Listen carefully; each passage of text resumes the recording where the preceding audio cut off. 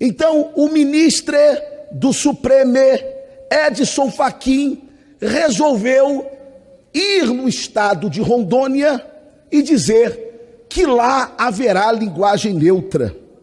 Segundo o ministro do Supremo, Edson Fachin, abre aspas, a linguagem neutra visa combater preconceitos, fecha aspas. Bem, se o ministro Fachin quiser propor uma nova e ampla correção ortográfica, que ele proponha isso ao MEC, porque o MEC, cabe ao MEC avaliar se é necessário ou não correção ortográfica no Brasil. Senhoras e senhores, a linguagem neutra, além de ser a revolução dos idiotas, não promove a inclusão social, é mentira. Ela consegue apenas evitar o uso do gênero masculino, genérico do idioma. Esse dialeto que eu chamo de, abre aspas, viadesco e feminesco, atrapalha pessoas com, por exemplo, com dislexia, confunde a leitura labial de surdos. E também ao Supremo Tribunal Federal. Foram várias iniciativas do governo Bolsonaro contra a transparência. Felizmente, todas derrotadas. Mas há uma suspeita que merece investigação em nome da transparência e da democracia. A denúncia é que este governo tem dado ordem política para que seus ministros classifiquem sempre os documentos públicos pelo risco político. Isso é muito grave, presidente. Nobres deputados e deputadas. Classificar documento pelo risco político é um atentado contra a transparência. É evidente que já tem várias teses de mestrandos, doutorando, que têm apurado se de fato comprova essa denúncia. Porque o que eu sei na prática, que ampliou em mais de 60% a negativa do acesso aos documentos públicos solicitados pelo povo brasileiro. Infelizmente, esse governo nunca teve o enfrentamento da corrupção como um projeto de Estado. Meramente uma demagogia temporária para tentar enganar o povo brasileiro. E cada dia isto fica mais evidente. E nós estamos aqui para dizer que nós vamos resistir. Nós entendemos que esta lei ela é super importante para o povo brasileiro. E vou dizer mais. Hoje o Brasil discute o nosso modelo de segurança pública. Estamos na Semana da Consciência Negra. A cada dia nós assistimos absurdos, como as forças de segurança pública desse país trata os mais pobres, os negros, as mulheres, a população periférica. E a lei pode ser um forte instrumento para a gente mudar a cultura das forças de segurança pública, que, para dizer o mínimo, muito seletiva ou às vezes até racista. Nós precisamos enfrentar, e a lei diz, todos os órgãos públicos devem preservar pela transparência ativa. Não seria necessário aprovar nesta casa mais uma legislação sobre transparência, mas tem um projeto pronto para o plenário que cria a lei para a segurança pública, porque no Brasil o grande dado da segurança pública é não ter dados. Não preza pela transparência. E nós precisamos exigir transparência para que mude a cultura. E que a cultura de segurança pública seja comunitária, cidadã, de aproximação e que sempre preserva a dignidade humana. Também nós podemos utilizar a lei para enfrentar o drama social que nós estamos vivendo. Ontem, pela lei, nós tivemos acesso ao desmonte do mais ousado programa de transferência de renda e reconhecido no planeta Terra por mais de uma centena de nações, que é o Bolsa Família, que foi destruído pelo governo Bolsonaro. E o seu programa, Auxílio Brasil, ontem condenou à fome 24 milhões de famílias. 24.843.000 famílias. Essa é a exclusão do programa eleitoreiro, sem sustentabilidade, baseado no calote, na rompimento de contrato, na quebra da confiança do Estado brasileiro para criar um programa sem sustentabilidade e que coloca para fora mais de 24 milhões de famílias. Bolsonaro está condenando o nosso povo à fome, à miséria. O risco desta insensibilidade é que o Brasil pode ter saques aos supermercados. O Brasil pode entrar numa convulsão social. O Brasil assiste com muita indignação pessoas gritando, pedindo alimentos, gritando e manifestando que está com fome. A lei permite que todos os brasileiros e brasileiras, e no seu município, possa acessar e conferir o tamanho da exclusão desse novo programa Auxílio Brasil. Mas a lei também pode ser o melhor instrumento para enfrentar esta roubalheira dos preços dos derivados de petróleo no Brasil. O governo federal tem dado comando. O Conselho Gestor da Petrobras cometeu crime ao instituir a política de preço de paridade de importação.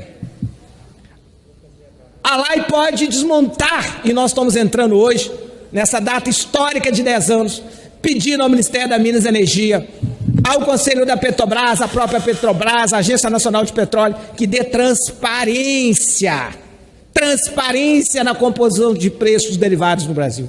Esta política está quebrando todos os setores da economia. E o pior, aumentou a taxa Selic de 2 para 7,75. Aumentou a inflação em 10,65. Só para concluir, presidente, mais 30 segundos.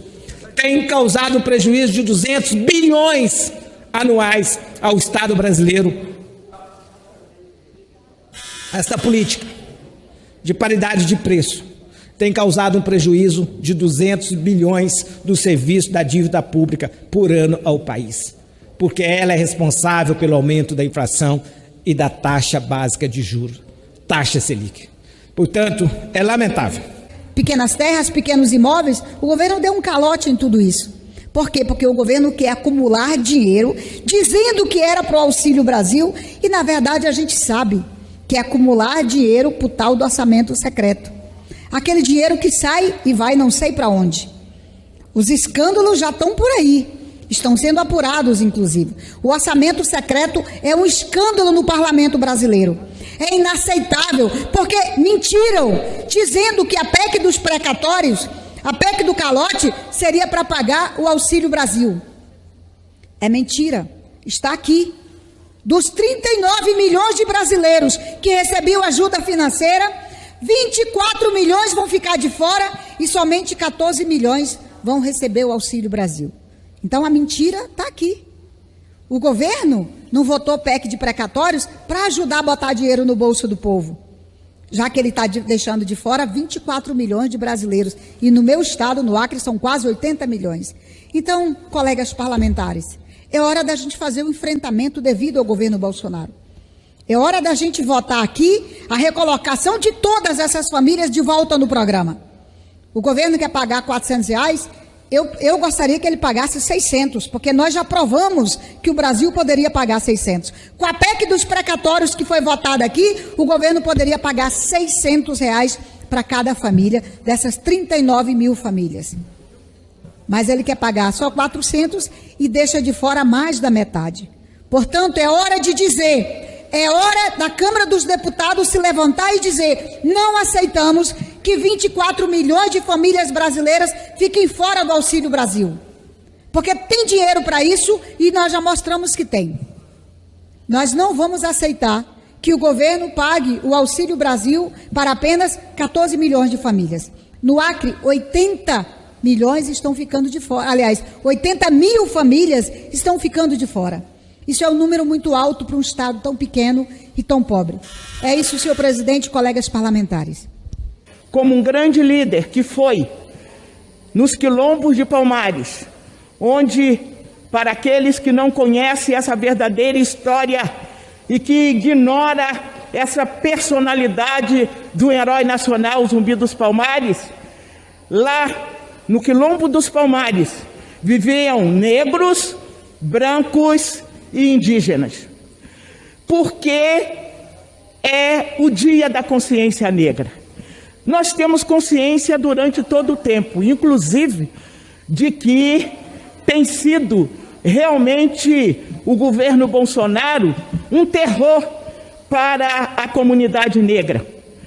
Nós temos consciência de saber que o maior índice de mortalidade que existe com as armas do Estado é para a população negra das favelas, das periferias. Nós sabemos que este número que demonstra todas as pesquisas é que, na verdade, a maioria da nossa juventude assassinada neste Brasil é da população negra. Então, como o governo Bolsonaro pode ignorar de que o Estado tem um papel relevante para resgatar o direito desta consciência negra de ocupar todos os espaços? Ainda vivemos num processo de discriminação terrível. Nós vivemos num negacionismo que é governamental das políticas que praticavam e que praticou o Luiz Inácio Lula da Silva e Dilma, que são de ações afirmativas que levam a essa população que tem direito a ocupar esses espaços e dignamente poderem estar, seja na universidade, seja no trabalho, e não ser essa pessoa que ainda nós encontramos, deputado Paulo Ramos e deputada Érica Cocai, nós vemos ainda um processo de seletivo, até mesmo para a pessoa que tem o nível superior, mas a cor da sua pele faz com que ela que estava na frente vai para o último lugar da fila nas suas escolhas. Isto ainda acontece no nosso país. E nós não podemos negar de forma nenhuma que um governo que não dá segurança a essa população, principalmente também as mulheres negras. Se eu fosse aqui, dentro do que acumulamos como consciência negra, para falar dessa tribuna, falaria por mais de 1 hora, a começar pela questão que é gritante para nós mulheres negras, que é a questão da mortalidade materna, e como esse tratamento é desigual exatamente pela diferença da cor da pele e que faz com que elas se atrasem para no hospital poder ver aquela mulher. E muitas das vezes o que acontece é que o bebê entra realmente num sofrimento fetal e acaba morrendo a criança e acaba morrendo também a mulher, aquela mãe.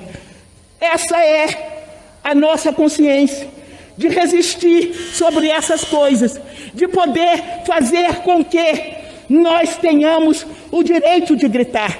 Por isso, nesse 20 de novembro, a comunidade negra, o movimento negro e todos os democratas estarão nas ruas no movimento de Fora Bolsonaro, Pare de Terror, porque nós estamos sendo assassinados por todas as políticas, seja na relação de trabalho, seja no abandono pelo meio das ruas, seja na fome e na miséria que nos encontramos. Então não é possível mais que tenhamos um governo que não tenha sensibilidade e não reconhece o papel da maioria desse país, são negros e mulheres e que estão sofrendo, que estão na base da pirâmide social e retirando todos os recursos que essa população precisa ter.